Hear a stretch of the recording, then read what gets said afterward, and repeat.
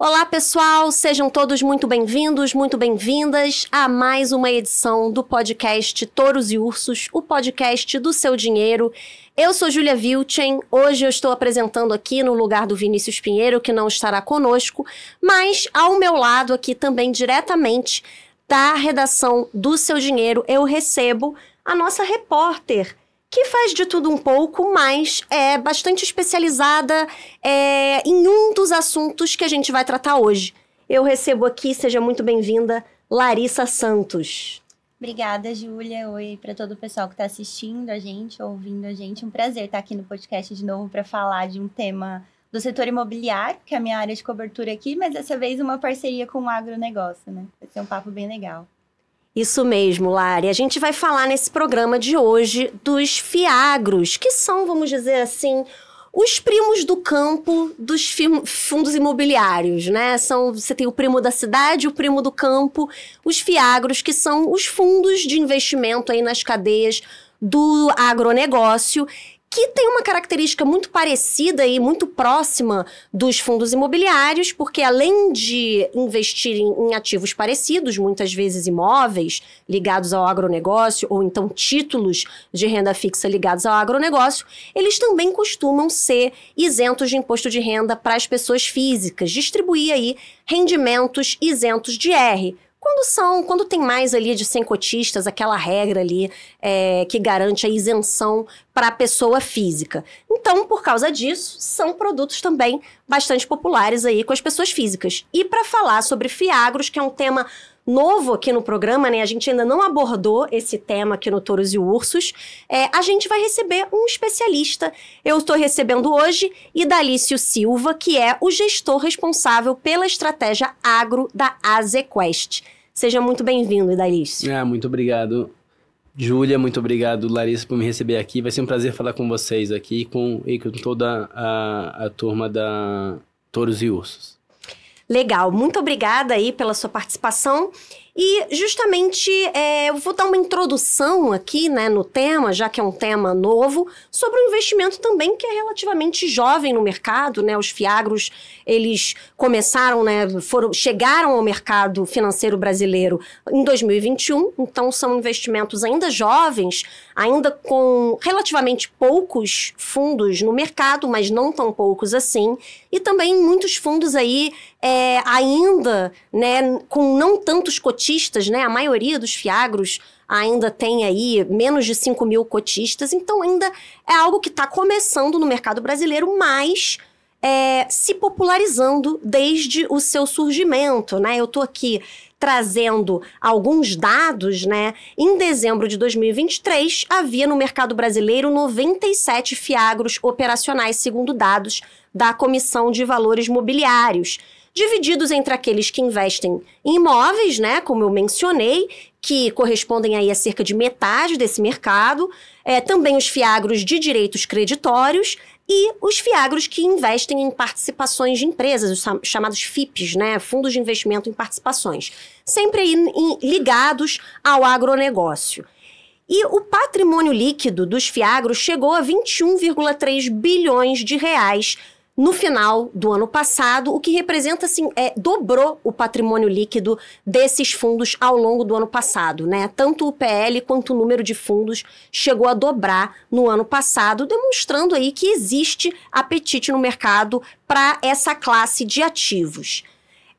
Mas, como eu falei, né, se trata aí de um tipo de ativo ainda relativamente jovem, mas que na sua breve existência já passou aí por alguns dos seus primeiros desafios que a gente pretende tratar um pouco aqui hoje no programa. Primeiro, com momentos de inadimplência, né, ao longo de 2023 e até no início desse ano, mais recentemente com essa questão dos juros, né? Porque assim como outros ativos de risco, outros ativos de bolsa, juros mais altos tendem a tornar os fiagros menos atrativos. Então a gente até falou bastante disso no último Touros e Ursos, sobre a expectativa de a Selic não cair mais tanto quanto se esperava antes. Então isso é algo que tende a afetar esse tipo de investimento.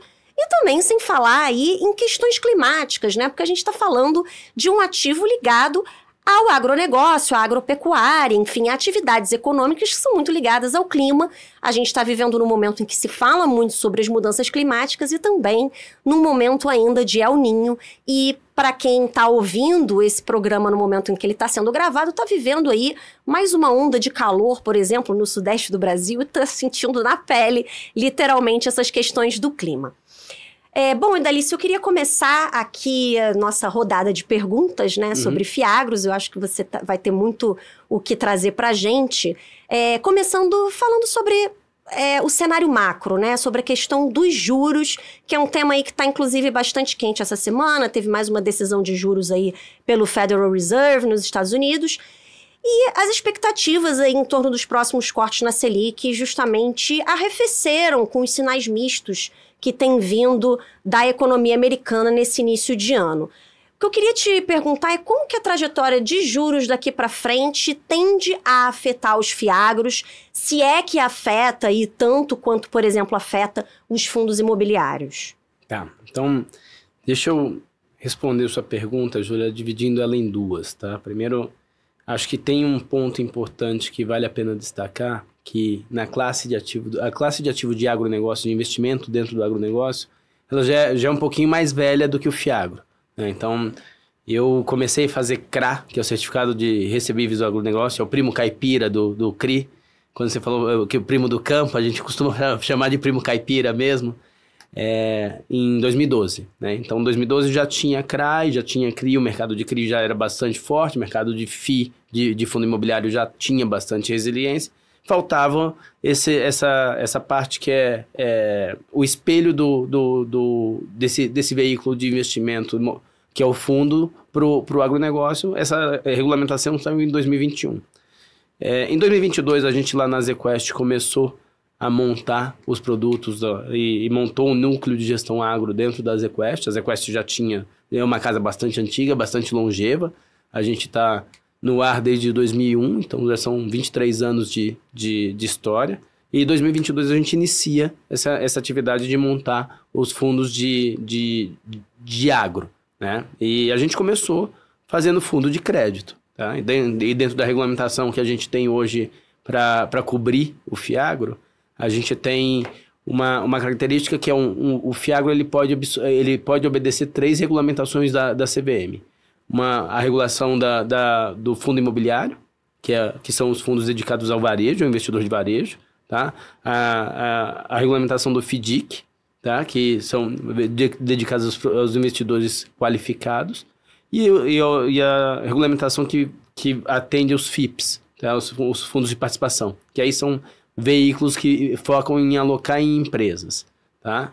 Então, aqui dentro eu acho que a intenção da CVM foi trazer alguma coisa bastante próximo do que já rodava dentro do mercado imobiliário, entendendo que o mercado imobiliário tem ativo tijolo e ativo papel. No agro a gente tem a mesma coisa, a fazenda e o papel, tá? E a maior parte hoje dos fundos do fiagro são papel, tá? Então a gente começou fazendo fundo de papel, tá? E a cadeia toda, ela é dolarizada em boa parte do que está vinculado a commodity, mas como tem um quê mais de empresa, todos os ativos acabam sendo majoritariamente indexados a CDI, tá? Então, isso para dizer que dentro dos portfólios dos fiagros, você vai achar muito ativo indexado a CDI, tá? Então, isso atenua o efeito da queda de juros aqui na marcação de preço dentro dos ativos, tá? Então, pode no final do dia render um pouquinho mais, render um pouquinho menos se o Banco Central for mais agressivo no corte de juros, senão o rendimento vai ser um pouquinho maior, porque vai ter um carrego maior aí, vai ter mais dinheiro para poder distribuir, então vai ser mais ou menos desse jeito que os ativos vão performar, tá?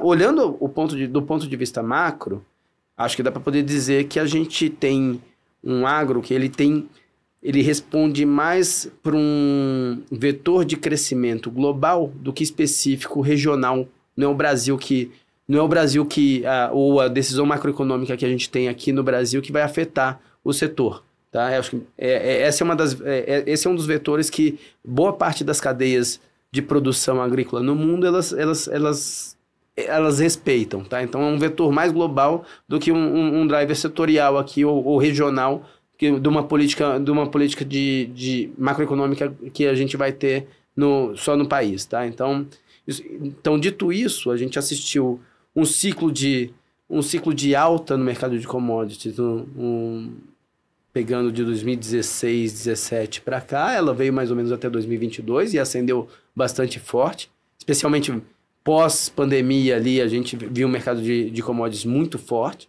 tá?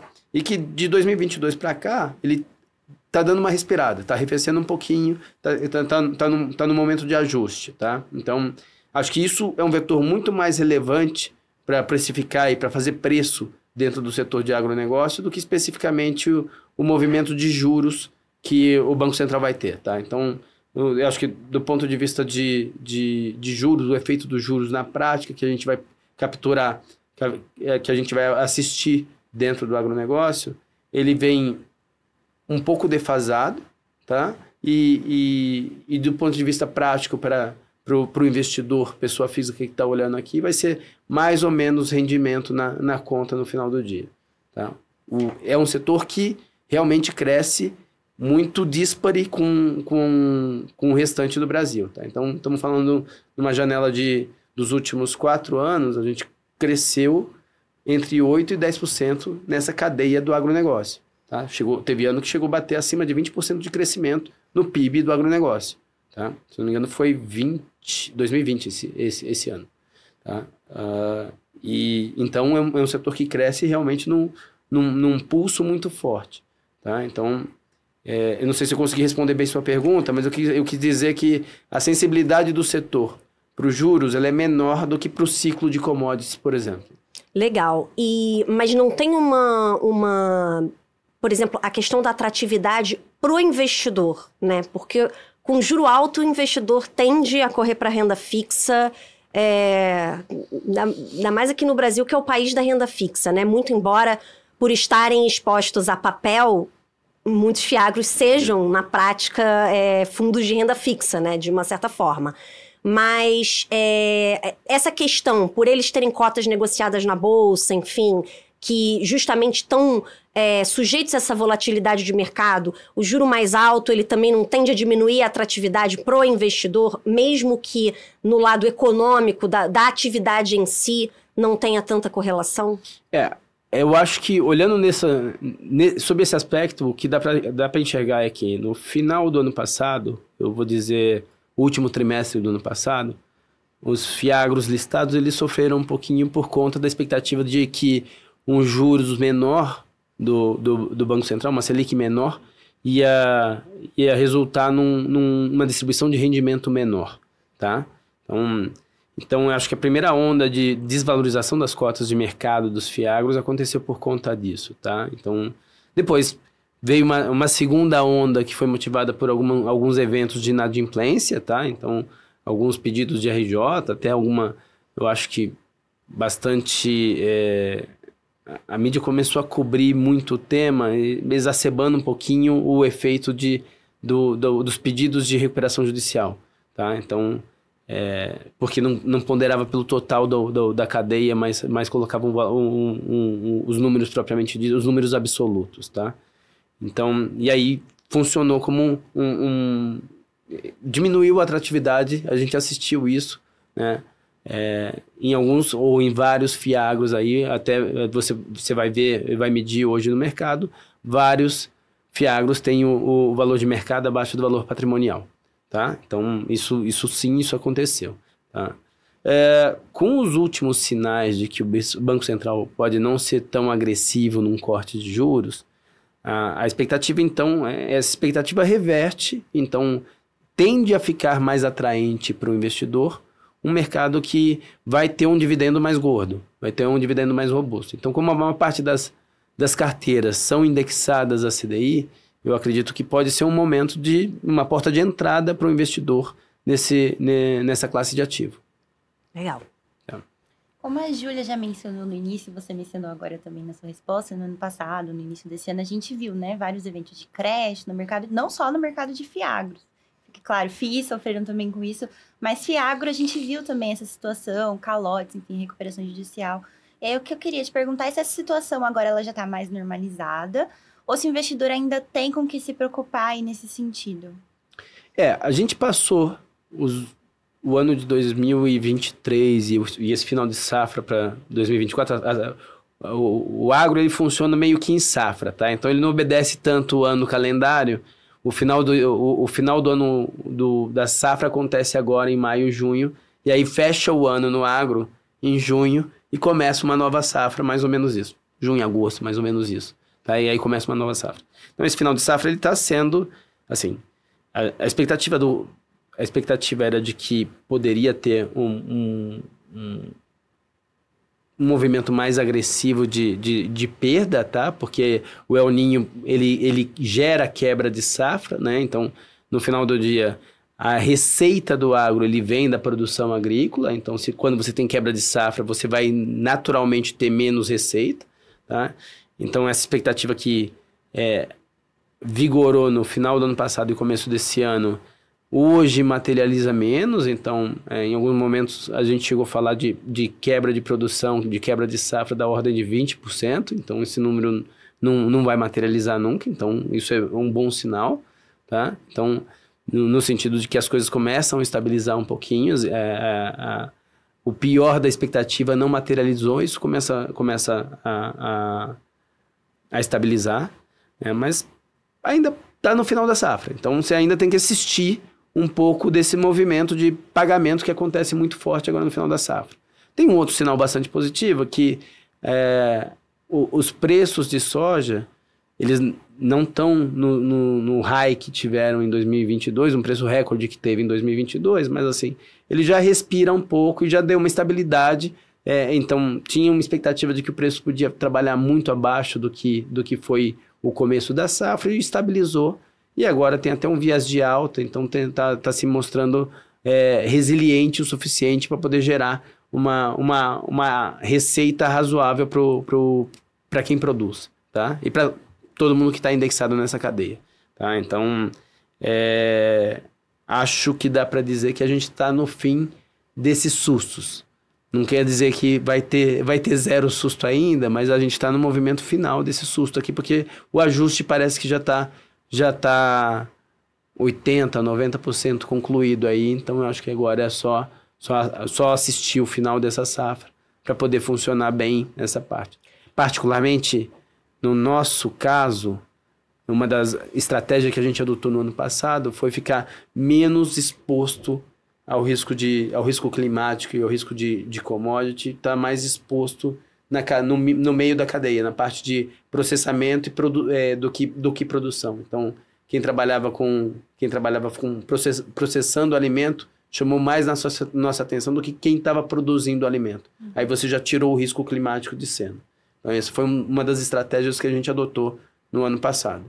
Então, agora, eu confesso que quando eu vou batendo papo com as pessoas e inclusive com o time, eu estou mais na ponta otimista do que na ponta pessimista. Então, já fui no segundo semestre do ano passado, eu fiquei mais retraído, mais conservador, um pouco mais pessimista com o setor, né? Hoje eu estou indo para outra ponta. Eu acho que eu estou na ponta do otimista aqui, que eu acho que agora a gente está conseguindo achar boas oportunidades no preço correto, tá? Então, isso é para a gente bastante importante.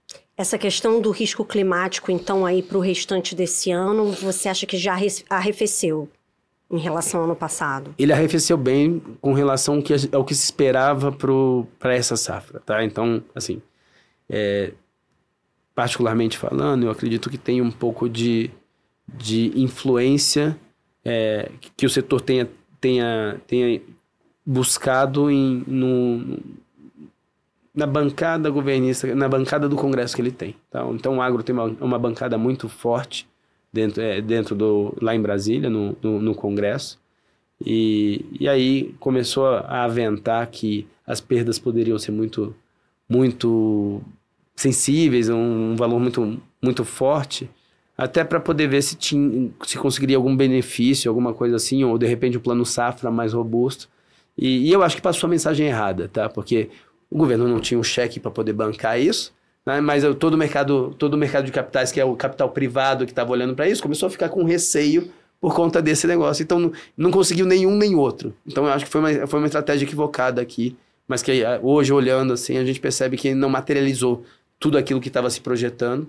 A perda, vai ter alguma perda de produção, mas ela não é nem de longe o suficiente para poder acabar com o jogo dentro do agro.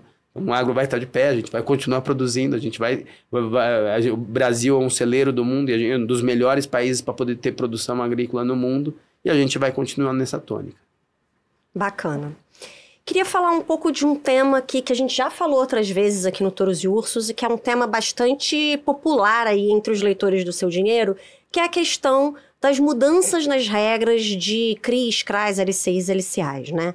No início desse ano, né, para quem não se lembra, só vou relembrar aqui, o Conselho Monetário Nacional restringiu um pouco aí os tipos de negócios que poderiam emitir certificados de recebíveis do agronegócio, que são os CRAs, e os tipos de garantias que esses ativos poderiam ter.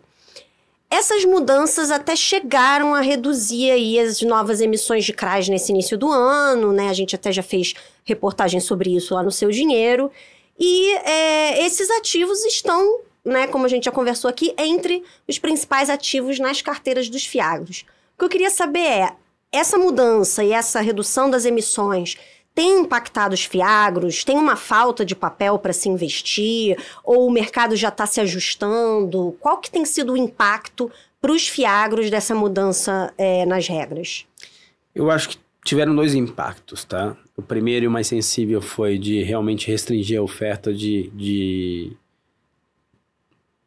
emissores ou devedores,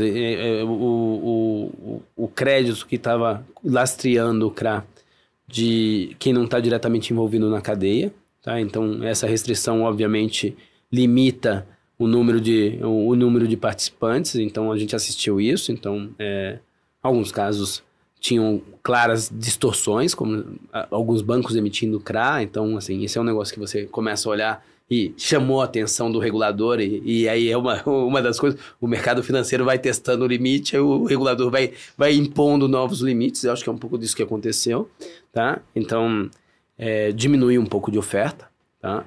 Mas, assim, não atrapalha a estratégia de quem está focado no setor, tá? Então, boa parte dessas emissões, elas focavam nos alocadores diretos da pessoa física, tá? Os fiagros, eles têm focado muito mais em alocar dentro da cadeia. Eu acho que esse tem sido o mandato, procurar oportunidades dentro da cadeia. E tem bastante oportunidade dentro da cadeia, tá? Então, assim, na nossa estratégia, ela não fez cair nenhum deal que a gente estava avaliando. Os deals que caíram foram por outras razões, não por essa especificamente. Mas, assim, a gente assistiu uma compressão de spread, uma compressão de prêmio, né? Um rendimento menor sendo oferecido ao investidor por conta disso. Então, isso a gente assistiu mesmo. Acho que agora já está normalizando e a gente acredita que para o segundo semestre aqui vai ser um movimento até de mais intenso de novas captações e de novos CRAs no mercado. Legal. E você acredita que isso pode trazer fluxo para os fiagros? Porque, né, tem menos papel disponível para as pessoas comprarem diretamente na bolsa, mas elas podem comprar outros papéis via fiagro, né? Sinceramente falando, e aí sem querer puxar brasa para minha sardinha, eu acho que o jeito mais inteligente de você alocar dentro da cadeia é através de fiagro, tá? Porque você consegue atingir um nível de diversificação bastante alto nas carteiras, tá? Então, dentro da nossa carteira, por exemplo, tá? Então, eu acho que eu até assisto vários outros gestores trabalhando muito parecido, mas assim, dentro da nossa carteira, a gente procurou não ter o risco, não ter o risco direto de produção, evitou o risco climático, e a gente diversificou bastante em estratégia, tá? Então, a gente tem floresta plantada, a gente tem empresa de laticínio, a gente está avaliando agora uma empresa de pescados. Então, são várias etapas da cadeia, fruta, vinho, várias etapas da cadeia que você consegue participar, que às vezes são emissões pequenas, tá? Uma emissão de CRA de 50 milhões, ela consegue preencher bem o portfólio de um fiagro, mas ela não vai chegar na ponta para um investidor pessoa física conseguir participar desse ativo. Então, o jeito mais inteligente de participar e conseguir ter uma carteira diversificada vai ser através de Fiagro. Tá? Então, eu acredito que é um bom momento de olhar para os Fiagros como um todo, tá? Por dois motivos. Pela diversificação, tá? E o acesso a alguns ativos que você não vai ter sendo um investidor direto de CRA. Tá? E o segundo, porque o mercado está um pouco descontado. Tá? Tem um terceiro elemento que eu acho que é valioso e é interessante de olhar, é que entre o agro e o imobiliário já tem mais maturidade, já tem mais tempo de vida e já tem mais acesso, tem um número maior de investidores que conhecem isso e tal, e por natureza o prêmio comprime. Então ele vai pagar menos retorno para o investidor do que uma classe que é nova. Dentro do Fiagro, você vai ter a chance e a oportunidade de alocar e conseguir capturar taxa mais gorda. Né? É bem isso. Assim. Então, riscos semelhantes dentro do imobiliário e do agronegócio, o agronegócio vai ter uma remuneração mais atraente. Vai ter mais... Por quê? Porque tem um número menor de investidores, porque às vezes não tem o mesmo histórico que teve dentro do imobiliário. Então, pela novidade, por ser um tema novo, já vai pagar um prêmiozinho melhor. E aí é uma oportunidade interessante para poder alocar. Como na sua visão agora é um bom momento para olhar para os Fiagros, eu queria te perguntar, assim, na sua opinião, para onde que o investidor deveria direcionar o olhar, né? Onde que ele consegue encontrar as oportunidades? E também se esse investidor que vai olhar para o Fiagro, ele tem que ter um perfil um pouquinho mais arrojado do que o perfil de investidor de FIIs, por exemplo? Olha, eu acho que eles têm perfil semelhante, tá? O investidor de Fiagro e o investidor de FII, eles têm perfil semelhante, tá? Hoje, a maior parte dos fundos dos Fiagros, dos fundos de agro, eles se espelharam muito no que é o perfil do investidor do imobiliário. Até para poder fazer a distribuição de receita mensal, de rendimento mensal, foi muito da inspiração vinda do mercado de fundo imobiliário. Tá? Um pedaço da cadeia não tem a receita mensal para poder ter um fluxo de pagamento mensal, mas os fundos foram se adaptando para poder conseguir atender o interesse desse investidor. Tá? Então, mas é inegável que tem particularidades e peculiaridades específicas aqui. Então, se você dentro do fundo imobiliário, você tem que olhar a densidade demográfica do terreno que está sendo comprado ali, ou do prédio que está sendo levantado dentro do fundo, a exposição ao risco climático é uma coisa que está inerente ao setor do agronegócio, que não afeta nenhum outro setor do mesmo jeito. Né? Então, tem sim alguns elementos diferentes aqui. Né? Mas talvez... essa parte, o mercado imobiliário já treinou tanto, já falou tanto a respeito, que é mais fácil para o investidor tatear o preço por metro quadrado, a diferença de preço por metro quadrado do Itaim para o Tatuapé é mais sensível, é mais fácil de pegar do que o preço de uma fazenda no Mato Grosso e na Bahia. Tá? Mas são coisas da mesma natureza. Tá? Então... esse é um ponto que eu acho que eu colocaria como de diferença na hora de fazer uma avaliação dos produtos. Tá? Falando em estratégia de alocação, eu que estou defendendo que é um bom momento de participar, de entrar no setor e olhar bem, eu gosto muito de todo mundo que está olhando para o setor e está construindo operações próprias, tá? Então, quando eu monto a operação com originação própria, eu fico muito próximo do devedor, do tomador do recurso. Tá? Então, no nosso caso, a gente tem uma coisa que a gente faz bastante lá, e é uma brincadeira que a gente tem, que a gente fala que a gente dá dinheiro igual crédito, mas a gente cuida igual private equity. A gente dá muita dica pro empresário que tomou o recurso de como ele consegue melhorar o negócio dele. Então, a gente realmente assiste o cara em várias coisas. Às vezes é usar a nossa rede de relacionamento para poder fazer ele... nasceu um produto aqui, só que ele está focado no Centro-Oeste. Como ele vai vender esse produto no sul do Brasil, no Rio Grande do Sul, Santa Catarina, no Paraná. A gente conecta essa ponta para ele conseguir ter esse canal de distribuição.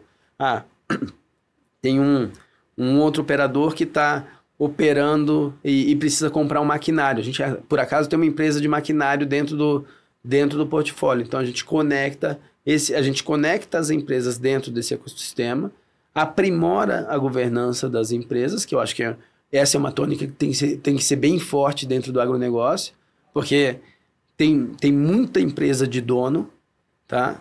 E aí, as empresas de dono, elas prosperaram até agora, mas para poder conseguir o acesso ao mercado de capitais num preço competitivo, ele precisa mudar um pouquinho esse tipo de gestão. Tem que ser mais profissional, mais aceito, com um perfil mais aceito pelo mercado de capitais. Então, o empresário ele tem que auditar a companhia, tem que criar uma agenda de governança, tem que estar preparado para poder falar com os investidores. Então, essa é uma das coisas que a gente vai educando cada um dos empresários que estão próximos da gente fazendo isso. Então, eu acho que a originação própria tem sido uma tônica cada vez mais valiosa para a gente quando a gente fala de estratégia de alocação. Bacana. E onde vocês veem as melhores oportunidades no agro hoje, da estratégia de vocês na ZQuest? O que você vê com mais otimismo no mercado? Tem algumas coisas que a gente está gostando muito, tá? Então, a gente continua gostando muito e procurando muita coisa de processamento de alimento, tá? Então, pode ser suco, pode ser tomate, o tomate processado de latinha, que não vem na latinha, toda essa parte de processamento de alimento, amendoim, tudo isso, uma série de coisas, snacks, várias coisas desse tipo. Tá? Então, a gente gosta muito do setor, acho que está bastante resiliente, e tem dois tipos de alimento aí que a gente gosta muito. Um é aquele que tem uma demanda inelástica, não interessa quanto você tem de renda, você não vai deixar de consumir, é o famoso arroz e feijão, né, dessa parte de consumo, então isso é bastante interessante, esse é um setor. E o outro dos produtos mais elaborados, e aí eu vou falar de alimentação saudável. Alimentação saudável é um setor que cresce muito forte há algum tempo e está ganhando cada vez mais relevância. Tá? Tem uma parte bastante legal que a gente gosta bastante nesse setor de alimentação saudável, que é a parte de suplementação. Tá? Então, uma coisa que é bem curiosa, né? Então, há 10 anos atrás, quando você ia consumir whey protein ou barra de proteína, você comprava isso importado. Era um produto importado que estava na prateleira lá e você consumia esse produto. Né? Um câmbio de 5,20, 5,50 aqui, e uma demanda bastante forte fez o mercado se desenvolver. Então, você deu competitividade para a indústria e a gente já é naturalmente um fornecedor da matéria-prima para poder fazer esse suplemento. Você só teve que fazer a industrialização disso aqui. Então, é um mercado que está crescendo bastante forte, a gente gosta bastante. Tá? E o setor florestal é um outro setor que a gente gosta bastante também. É um setor que tem bastante coisa para fazer, né? E não tem um risco climático específico ali que afeta. Você está olhando o ciclo longo. Então, esses são os setores dentro do agronegócio que a gente gosta bastante. E a gente enxerga que tem um valor e que a gente vai assistir nos próximos anos. O agro ele é mais latente, você não consegue falar numa janela muito curta. Então, você fala um período um pouquinho mais longo, né? A gente acredita que o mercado de terras agrícolas ele está num ponto de entrada, está num ótimo ponto de entrada. Legal. Tá. Bom, então os marombeiros do Brasil podem ter esperança do whey ficar mais barato? Vai ficar, tem que potencializar. Essa é uma das apostas que a gente quer ter. Legal. Só para terminar essa sessão, né, essa primeira parte do Touros e Ursos, queria que você falasse um pouquinho da área de agro da ZQuest, dos fundos de vocês e como que o investidor pode ter acesso aos fundos de vocês. Explicar aí um pouco da estratégia. Tá bom. Então, a gente concebeu a área de agro em 2022 dentro da ZQuest, tá? E em dezembro de 2022 a gente lançou o Azequest Soli, que é um fundo listado na B3, tá? E a proposta de valor que a gente tem é de justamente fazer essa originação própria, né? Na maior parte do tempo a gente está colocando os ativos que a gente foi atrás da empresa e do empresário para poder originar, tá? E com um cuidado na gestão de desenvolver essa agenda de governança do empresário, tá? Então, a gente brinca lá que eu posso ser o primeiro financiador de uma empresa, eu não posso ser o único financiador dela. Então, a gente gosta de ser o primeiro agente do mercado de capitais financiando uma empresa, mas a gente prepara a empresa para poder ter acesso a capital cada vez melhor, mais barato, e a gente fala, vamos descobrir as pepitas aqui, vamos procurar os diamantes brutos aqui que a gente precisa lapidar. Então, é isso que a gente faz, tá? Então, o Azequest Soli é um fundo que está listado na B3 aí, e ele tem 230 milhões de patrimônio, ele ainda é pequeno, tá? A gente tem um outro fundo que esse não é listado na B3, é um fundo citipado, que é o Azequest Luna, tá? Então, Soli e Luna vem da mesma inspiração, tá? Então, nosso sócio, que é Azimuth, é italiano, então Soli é Sol, Luna é Lua em italiano, então é uma brincadeira com a mesma, olhando para o céu, tá? Então, essa parte. E a gente também executa a mesma estratégia, tá? Então, eu acho que a gente tem um time muito preparado, tá? Então, minha experiência pregressa da Azequest aqui, eu um pouco antes de entrar na Azequest, eu trabalhei no governo federal, então eu fui do Ministério da Economia, e aí foi uma pausa que eu chamo de sabático, que eu estava no agro desde 2012, aí parei em 2019, fui atender um chamado, fui trabalhar no Ministério da Economia para poder tentar melhorar um pouquinho o Brasil e realizar um sonho, tá? Então foi interessante a experiência, tá? E valeu a pena, mas anterior a essa experiência no governo, eu trabalhei fazendo o CRA, desenvolvendo, estruturando o CRA e colocando no mercado. E aí a secretadora chamada Ecoagro, e a gente já fez nessa janela de 2012 a 2019, a gente emitiu alguma coisa como 15 bilhões de reais em CRA. Então foi bom para poder ver de tudo. Então, esse El Ninho que a gente viu agora, já é uma experiência que eu já conhecia, é um negócio que eu já conhecia, é um filme que eu já tinha assistido em 2015 e 2016, tá? Então, as execuções que você vê agora, que apareceram combinadas com recuperação judicial, eu acompanhei as primeiras lá atrás, e a gente aprendeu muito como navegar nesse ambiente que às vezes é muito bom, às vezes fica meio inóspito. Então, e a gente tem, não sou só a minha sócia Maria Tereza tem uma experiência muito grande dentro do agro, meu sócio Gabriel também cobre agro há quase 10 anos, então a gente, tanto o Matheus e o João também são analistas que estão bastante envolvidos com o setor, então a gente tem bastante história e conhece bastante coisa, no final do dia, algumas ou várias coisas até pelo nome. Então, a gente tem uma brincadeira que a gente faz lá dentro da Azequest, que chega alguém tentando fazer uma leitura de um ativo, né, para poder ver se consegue virar um CRA, e maestro Zezinho, quantas notas para poder matar qual que é a empresa, e a gente consegue acertar boa parte em 1, 2 notas. Então, a gente conhece bastante coisa do setor.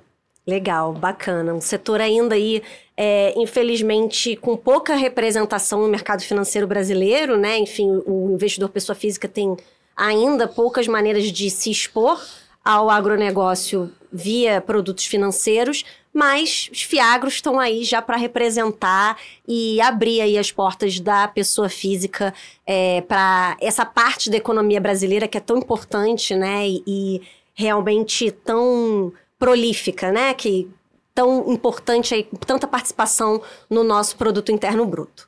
Bom, vou passar agora para a próxima parte do programa, que é a parte dos touros e ursos, aqui em que a gente escolhe quem mandou bem e quem mandou mal, né? Quem foram os touros e os ursos da última semana. Mas antes de passar para essa parte, só queria pedir aí para quem está nos ouvindo, nos assistindo, para deixar o seu like, né? Deixar o seu joinha aí se tiver no YouTube, se tiver ouvindo a gente numa plataforma de áudio como o Spotify, passar a seguir a gente, seguir o Touros e Ursos, que toda semana tem episódio novo. Enfim, se estiver no YouTube, se inscrever no nosso canal. A gente tem outros conteúdos também, além do Touros e Ursos, sobre investimentos aí voltado para a pessoa física, inclusive outros conteúdos meus, como a dinheirista, né, respondendo aí perguntas dos leitores sobre finanças e, enfim, dinheiro, o céu e a terra e tudo mais. Enfim, deixa o seu like, a sua inscrição, aperta o sininho para receber as notificações ou siga a gente nas plataformas de áudio. Bom, passando agora aqui para o Touros e Ursos, né? A gente sempre aqui, Idalício, começa com o nosso convidado, né? E a gente gosta de começar pelos ursos para terminar com os touros numa nota mais alta e o programa mais positivo. Então eu queria começar perguntando qual é o urso da semana, na sua opinião? Eu acho que o urso da semana, eles são os ativos pré. Tá? Eu acho que a gente, aqui no Brasil, a curva pré, ela reverteu um movimento que estava sustentado de baixa. Eu acho que tem 2 elementos aí para poder fazer isso. Eu acho que o primeiro é uma sinalização do Banco Central de que o ambiente não está tão tranquilo assim para poder derrubar os juros com força ou indeterminadamente, assim. Então, colocou um bode na sala, tá? E a segunda, que eu acho que é mais contundente, que é um sinal do governo de que não vai entregar ao fiscal que ele tinha combinado 6 meses atrás, 8 meses atrás. Então, eu acho que esse é um sinal contundente que vai fazer ativo pré. Senão, a gente viu uma performance ruim nessa semana, né? Mas assim, não consigo imaginar numa janela curta ele conseguindo recuperar, né? Acho que hoje até, olhando, a depender de quando vocês ouvem a gente, hoje dia 2 até que tem um movimento melhorzinho, mas sem dúvida o urso que eu acho que vai ficar aí um pouquinho.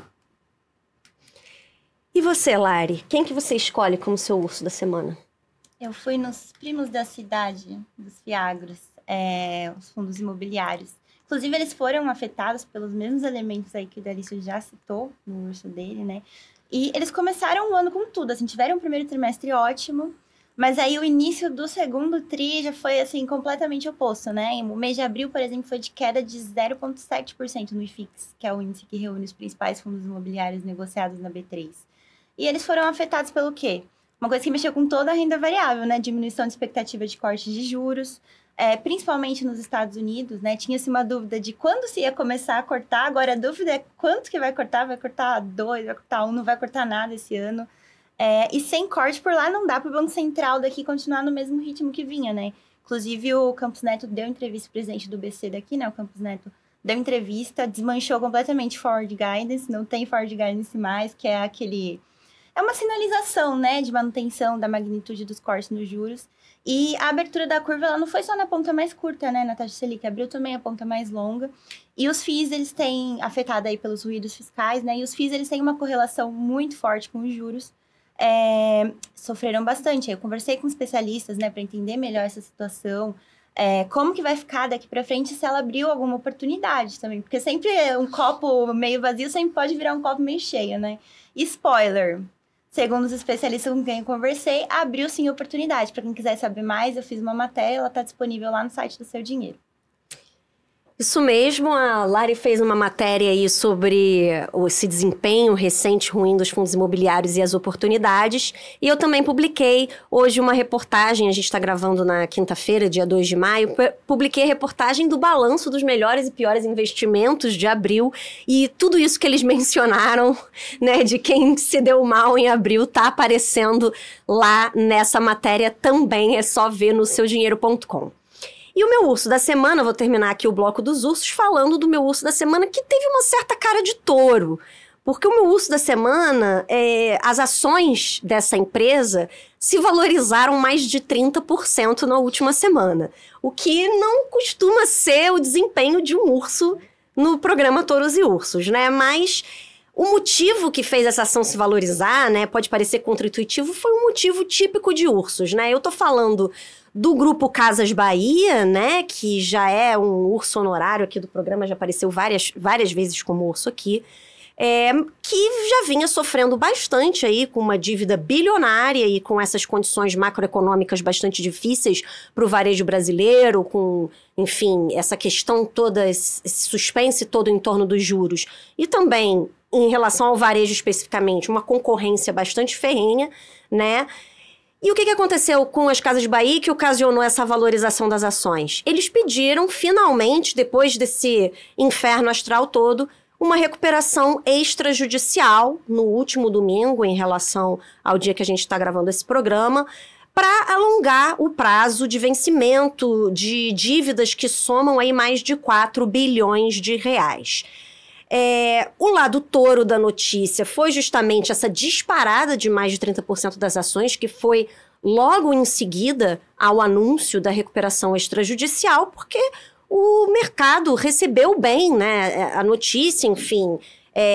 O próprio CEO das Casas Bahia, o Renato Franklin, ele falou que esse acordo, né, essa recuperação extrajudicial é uma solução definitiva e estrutural para a crise financeira da companhia e traz fôlego para a empresa aproveitar oportunidades de negócios e antecipar alavancas do plano de transformação operacional, anunciado em agosto de 2023, né? A empresa já vinha aí fazendo uma reestruturação e agora essa recuperação extrajudicial veio aí para dar um fôlego e fazer com que a empresa consiga aí realmente focar nessa reestruturação. Só que essa operação, né, que vai envolver a emissão de debêntures conversíveis em ações aí pelos principais credores da companhia, pode ocasionar uma diluição forte aí dos acionistas da empresa. A XP calculou esse potencial em até 83%. Na verdade, a empresa ainda não deixou claro de quanto que pode ser essa diluição, então as ações dispararam, mas, enfim, a gente ainda não sabe se essa disparada vai se sustentar e, mesmo assim, as ações das Casas Bahia também foram excluídas do Ibovespa nessa semana. Então, teve esse lado touro da valorização das ações, de o plano ter sido bem recebido pelo mercado, mas convenhamos que é um momento difícil, sinaliza que a companhia está num momento difícil ainda, então, por isso, as Casas Bahia são o meu urso da semana. Vamos ver se no futuro, né, no futuro próximo, pode vir a ser aqui um touro, porque aqui é uma grande roda gigante, né? O touro de hoje pode ser o urso de amanhã e vice-versa. Bom, vou passar agora para o bloco dos touros, né? Quem mandou bem na última semana, e queria novamente começar por você, Idalício. Quem foi o seu touro da última semana? Eu acho que o touro da última semana, ele tá se mostrando um touro bastante resistente, que tá indo bem há algumas semanas, que é o mercado de crédito no Brasil, tá? Então, assim, tem uma sustentação muito forte no setor. Eu acho que o sinal de que o Banco Central não vai ser tão agressivo no corte de juros vai dar mais sustentação para o setor. Então, o mercado de renda fixa vai seguir num ritmo forte. E a gente está assistindo muito isso, tanto nas emissões primárias quanto no mercado secundário. É um mercado que está bastante forte, é o meu touro da semana. E eu confesso que eu vim para cá até pensando no dólar como um possível touro, mas hoje ele já reverte um pouquinho. Olhando um pouquinho para frente, eu acho que o dólar é um bom touro, um bom candidato a touro para o ano aí. E isso é bom porque ajuda bastante o agro. Então aqui boa parte da cadeia do agro ela vive de exportação, então também é um vetor bom de geração de riqueza. É bom a gente não esquecer que o dólar alto favorece alguns segmentos da economia, né? Aqui a gente está hoje falando com um representante aí desse mercado. Antes de passar para você, Lara, eu vou furar a fila um pouquinho, vou falar do meu touro da semana. É uma notícia que saiu ontem em relação ao dia aqui que a gente está gravando. O meu touro é a perspectiva de crédito do Brasil, porque apesar da gente estar tendo aí algumas dúvidas em relação ao fiscal brasileiro, a gente teve uma boa notícia nessa frente nessa semana, que foi que a agência de classificação de risco Moody's manteve o rating do Brasil de longo prazo, né, a nota de crédito aí brasileira de longo prazo, naquele patamar ali BA2, mas melhorou a perspectiva para essa nota de crédito para positiva. A gente estava ali no neutro, agora está no positivo. É uma nota ainda a 2 degraus de distância do chamado grau de investimento, né? Está nesse patamar desde 2016, mas essa mudança de perspectiva e essa elevação para uma perspectiva positiva sinaliza aí que a agência está aberta a, em algum momento no futuro próximo, né, a gente espera, elevar a nota de crédito brasileira. Lembrando, né, por que isso é legal, por que isso é importante para quem é investidor no Brasil, né? Os países com grau de investimento, eles tendem a receber mais investimentos nos seus respectivos mercados financeiros dos grandes investidores internacionais, porque muitos investidores globais só podem investir em países e ativos com grau de investimento. Então, quando um país perde o grau de investimento, como a gente perdeu nos últimos anos, tende a sair bastante recurso do país. E quando um país ganha um grau de investimento, tende a acontecer o movimento oposto, né? A gente atrair investimento estrangeiro aí e de investidores com bolsos fundos. Então, para quem investe no Brasil, isso tende a ser positivo, porque é positivo para o preço dos ativos. Bom, o próprio ministro da Fazenda, Fernando Haddad, já estava na expectativa aí desse pronunciamento da Moody's em relação à nota de crédito do Brasil. Ele falou também que a Fitch, a agência Fitch, está perto de finalizar um relatório também de avaliação de crédito do país. E por que a Moody's elevou, né, a perspectiva para o Brasil, né? Por causa do crescimento econômico brasileiro, né? A agência sinalizou que o crescimento mais robusto, combinado com um progresso contínuo, embora gradual, em direção à consolidação fiscal, pode permitir a estabilização do peso da dívida do Brasil. Mas ainda destacou aí como pontos de atenção, né? Enfim, o crescimento, a Moody's considerou que está bacana, né? A nossa exposição a um financiamento mais em moeda local, em vez de dívida externa, foi um ponto positivo destacado pela Moody's, mas ela destacou também como pontos negativos a fraqueza fiscal devido ao alto nível de endividamento do país e o que ela chamou de uma fraca capacidade de pagamento da dívida que permanece sensível a choques econômicos ou financeiros. Então ainda tem aí uma lição de casa do fiscal a ser feita, mas de alguma forma é um touro que a gente pode destacar, que eu espero que no futuro seja um touro mesmo, né, que a elevação da nossa nota de crédito do Brasil seja o touro da semana num podcast Touros e Ursos Futuro. E agora aqui para finalizar, Larissa, qual é o seu touro da semana? Eu já fui para fora do universo financeiro para escolher meu touro, ou melhor, minha toura da semana. Vou pedir aqui uma licença poética para usar um termo feminino melhor para touro. Eu escolhi a Madonna, porque ela vai fazer provavelmente o maior show da carreira dela nesse sábado aí no Rio de Janeiro. A expectativa é que 1,5 milhão de pessoas vão até a praia de Copacabana, né, para assistir ao encerramento da turnê dela, The Celebration Tour. Fora quem vai assistir pela TV ainda, né? Porque o show também vai ser transmitido. Eu, por exemplo, vou pela TV. Esse show é gratuito, né? Quem imaginou um dia ver a Madonna no show gratuito na praia de Copacabana, né? Assim, gratuito para quem vai ver, bem caro para os patrocinadores, né? O custo está estimado aí em 60 milhões. Só o cachê da Madonna, 17 milhões. Mas ele deve movimentar muito dinheiro, porque praticamente transformou, assim, uma época que é de baixa temporada, né? No Rio de Janeiro, virou alta temporada. Principalmente nos bairros adjacentes ali, né? Hotel cheio, muito voo, muita gente vai chegar de ônibus também, movimentando ali as rodoviárias. A Prefeitura do Rio fez um estudo, que ela está pagando parte da conta, né? Então, ela fez um estudo ali, e a expectativa é que ele movimente 293, pouco mais de 293 milhões na economia carioca. Só em ocupação de hotéis, por exemplo, a média da cidade toda já está em 70%. Ali em Copacabana, eles devem atingir o 100% no sábado, e aí a demanda vai se espalhando para os bairros próximos também, né? Então é isso, Madonna, minha toura da semana, vai movimentar muito dinheiro, muita gente dançando também lá em Copacabana. Muito legal, para você ver como a força de um ícone, né? O tanto de dinheiro, de gente, de recursos que alguém tão icônico aí como a Madonna é capaz de movimentar. Bom, esse foi o podcast Touros e Ursos dessa semana. Espero que vocês tenham gostado. Queria muito agradecer aqui mais uma vez. Muito obrigada, Lari, pela sua participação. Que você venha mais vezes. Eu que agradeço pela oportunidade. Adoro vir aqui falar sobre, principalmente, temas do setor imobiliário, que é uma coisa que eu gosto bastante, acompanho muito e amo falar sobre. Legal, acompanhe a cobertura de setor imobiliário da Larissa no Seu Dinheiro. E Dalício, muito obrigada aí pela visita aqui, pela participação. Foi a sua primeira vez aqui, mas espero primeira de muitas. Eu quero agradecer. Eu achei ótimo o papo, conversa boa. Vocês foram ótimas hostess, assim, e adorei, ótimas anfitriãs.